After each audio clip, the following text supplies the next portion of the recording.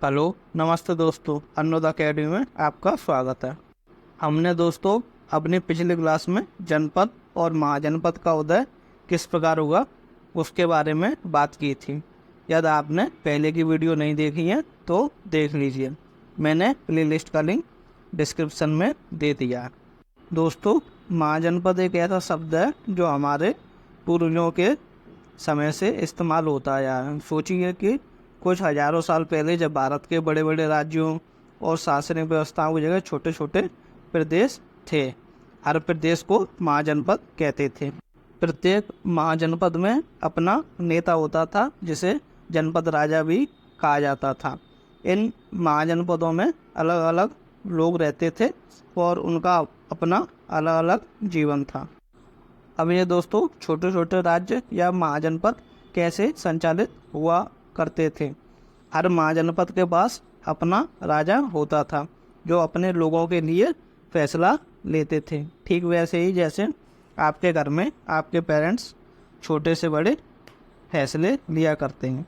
इन छोटे राज्यों में लोग अपने काम पर जुटे रहते थे और वो एक दूसरे की मदद करते थे। दोस्तों, 16 महाजनपदों का प्रमाण मिलता है, इन्हें आप याद कर लीजिए।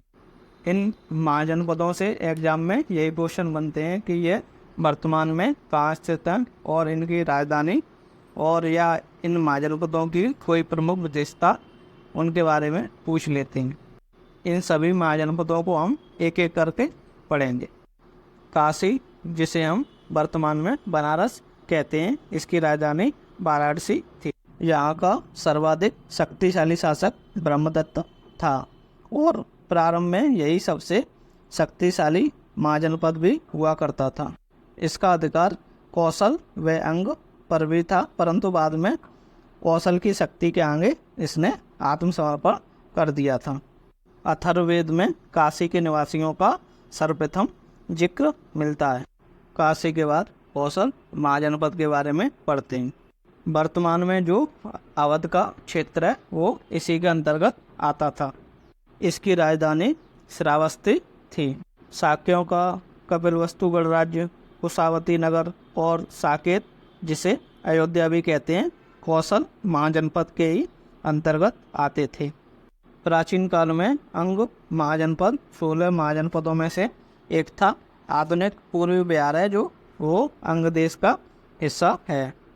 अंग यह अंगराज कर्ण वाला महाजनपद था और यह आधुनिक भागलपुर और मुंगेर जिले में स्थित है और इसकी राजधानी चंपा थी। यहाँ का शासक दधिवाहन महावीर स्वामी का प्रमुख भक्त माना जाता था। चेदी महाजनपद ये आधुनिक बुंदेलखंड में स्थित था और इसकी राजधानी शक्तिमती थी। चेदी के राजा, यदि आपने महाभारत देखी हो तो आपको ये शब्द सुनाई देते हैं। महाभारत को एक प्रकार से आप लेके आ जाइए तो ये सारी चीज़ें बनने लग जाएंगी। अब आगे चलते हैं और बक्स महाजनपद के बारे में बात करते हैं। ये आधुनिक उत्तर प्रदेश है। उसका जो इलाहाबाद और मिर्ज़ापुर जिला वाला एरिया है वो बक्स महाजनपद के अंतर्गत ही आता था। इसकी राजधानी कौशाम्बी थी। भगवान बुद्ध के समय यहाँ का शासक उदयन हुआ करता था। उदयन को अवंती के शासक प्रद्योत ने बंदी बना लिया और अपनी पुत्री वासवदत्ता का संगीत शिक्षक नियुक्त कर दिया। उदयन और वासवदत्ता के बीच प्रेम संबंध हो गए तो वे भागकर कौशाम्बी आ गए। वास ने इसी पर आधारित स्वप्न वासदत्ता नामक कहानी की रचना की। कौशाम्बी बौद्ध व जैन दोनों धर्मों का प्रमुख केंद्र भी था और यह जैनियों के छठे तीर्थकर पद्म प्रभु की जन्म स्थली भी है। अब दोस्तों कुरु महाजनपद के बारे में बात करते हैं। इसकी राजधानी इंद्रप्रस्थ हुआ करती थी। इसका स्थान भारत के उत्तर पश्चिमी भाग में था और यह गंगा और यमुना नदियों के किनारे बसा हुआ था। यह आधुनिक दिल्ली और मेरठ वाले एरिया में फैला हुआ था। आप लोगों ने महाभारत तो देखी होगी, हस्तिनापुर नगर इसी में पड़ता था। महात्मा बुद्ध के समय यहाँ का शासक कौरव हुआ करता था और यहाँ के लोग बल बुद्धि के लिए विख्यात थे।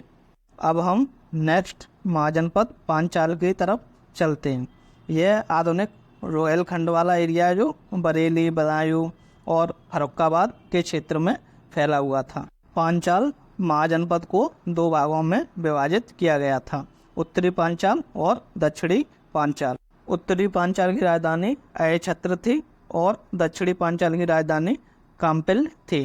जो कन्नौज है, जिसे पुराने टाइम में कान्यकुब्ज भी कहते हैं, वो इसी के अंतर्गत आता था। अब हम मत्स्य महाजनपद के बारे में बात करते हैं। इसकी राजधानी विराटनगर हुआ करती थी और ये आधुनिक जयपुर वाला जो एरिया है वहाँ पर स्थित था और इसका संस्थापक विराट था। इससे बस यही इम्पोर्टेंट फैक्ट बनते हैं। दोस्तों, हमने 8 महाजनपद के बारे में पढ़ लिया है। इसी को कंटिन्यू करते हुए हम आगे के महाजनपद पढ़ेंगे और महाजनपदों का अंत किस प्रकार हुआ उसके बारे में भी पढ़ेंगे। या दोस्तों आपको वीडियो अच्छा लगा हो तो वीडियो को लाइक, शेयर और चैनल को सब्सक्राइब कर दीजिए। वीडियो देखने के लिए आप सभी का धन्यवाद।